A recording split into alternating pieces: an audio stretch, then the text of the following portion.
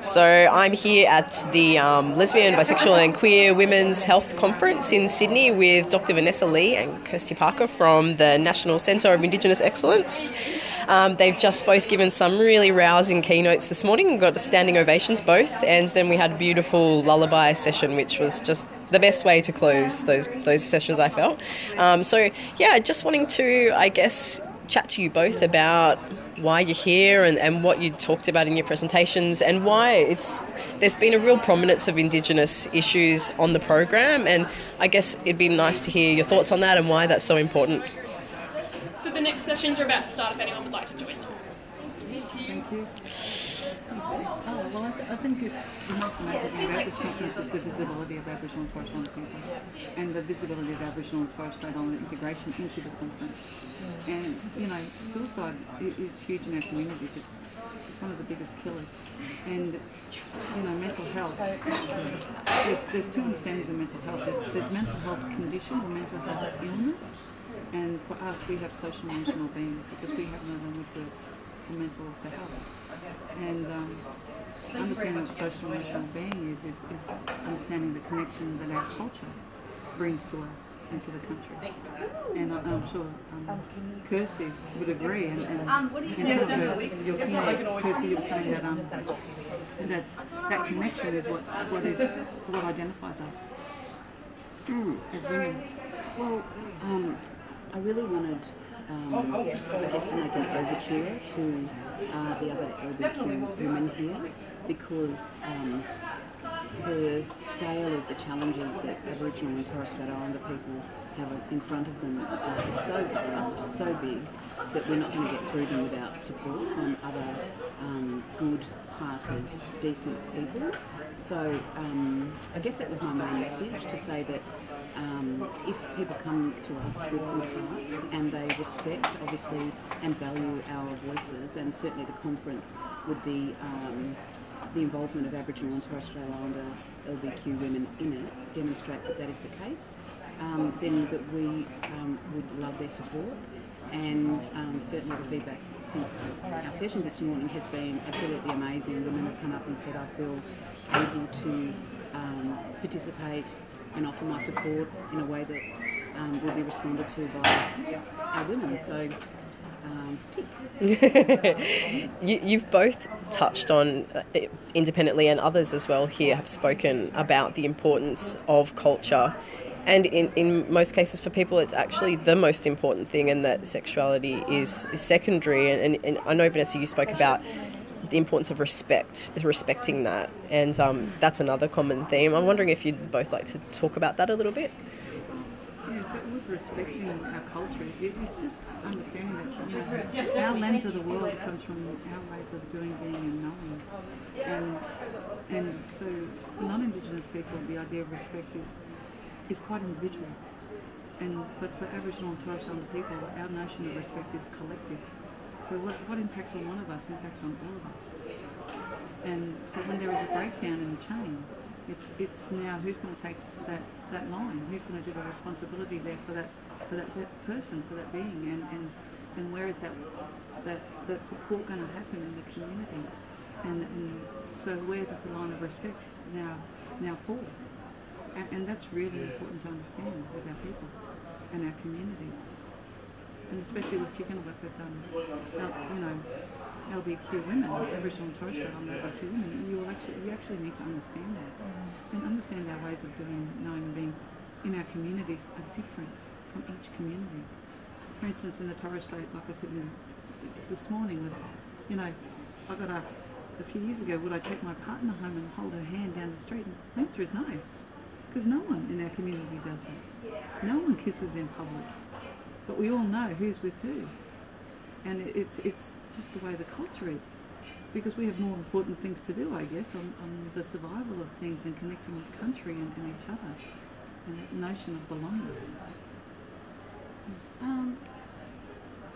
I have to acknowledge that we're working this stuff out in our communities, and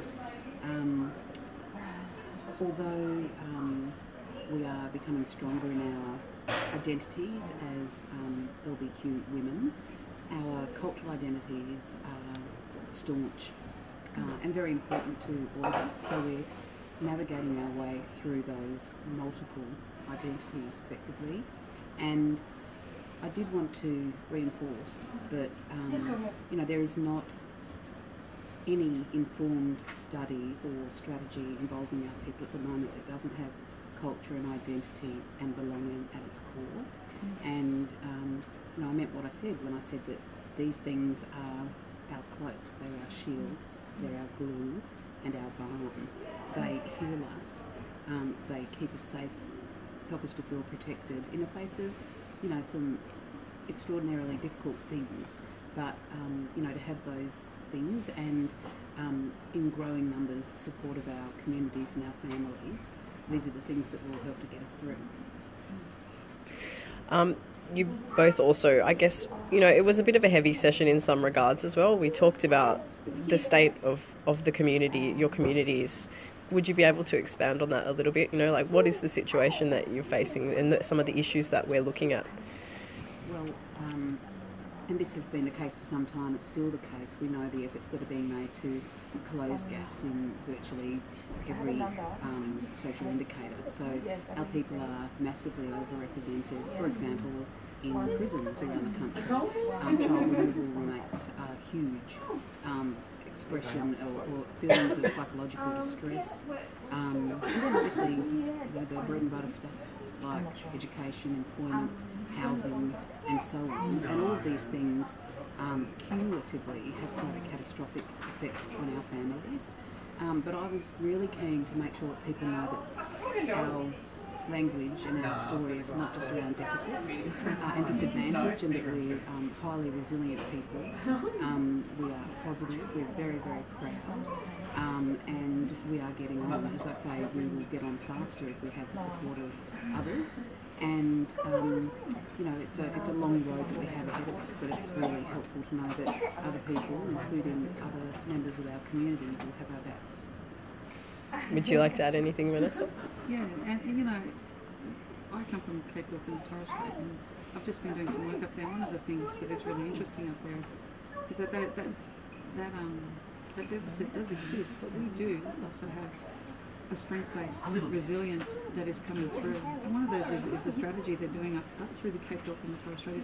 They've got community champions now, and these community champions were nominated by the community to address social emotional being and to identify domestic and family violence issues in the communities, and to help people, especially women, to step forward and say that it's not okay. And the whole purpose of it is to empower women and at the same time empower men to say, that behaviour's not okay and we need to talk about it. And that's spreading across all our communities, that empowerment. And there are those strength-based stories that need to be drawn out, because we are doing it, and we don't need saviours. We are doing it ourselves. You just got to be prepared to listen to what's going on and hear us and work with us. The Redfern statement was really clear, and it said Aboriginal and Torres Strait Islander people know the solutions. We know the solutions. We live this, and we are doing what we can. We just need you to help us to get it done. And it might seem like an obvious thing to do, but governments, all persuasions, have been very slow to realise that we know best our communities, and we know what sort of solutions lie in our communities, but we need support. I think it was pretty beautiful at the end, because we did sing collectively as Aboriginal and Torres Strait Islander women a lullaby, because this is part of the resilience of our women, and indeed everyone in our communities, that we know that there are challenges, but we have ways of soothing ourselves wrapped in culture, for example. And I'm reminded by something that Beck Johnson said from Indigenous when she said yesterday, and she was talking about Annie Dawn Daylight, and she was saying Annie Dawn was there when things were not very good indeed, and now she's here with us in the proper deadly times. And that's a really important statement to make, that we are strong, we're more than upright, we are staunch and very, very proud, and very proud of our communities, and there is such a wellspring of excellence in our communities that we can draw upon, that the future is going to be brighter. Proper deadly. Proper deadline. Thanks so much for your time. Appreciate it. Thank you.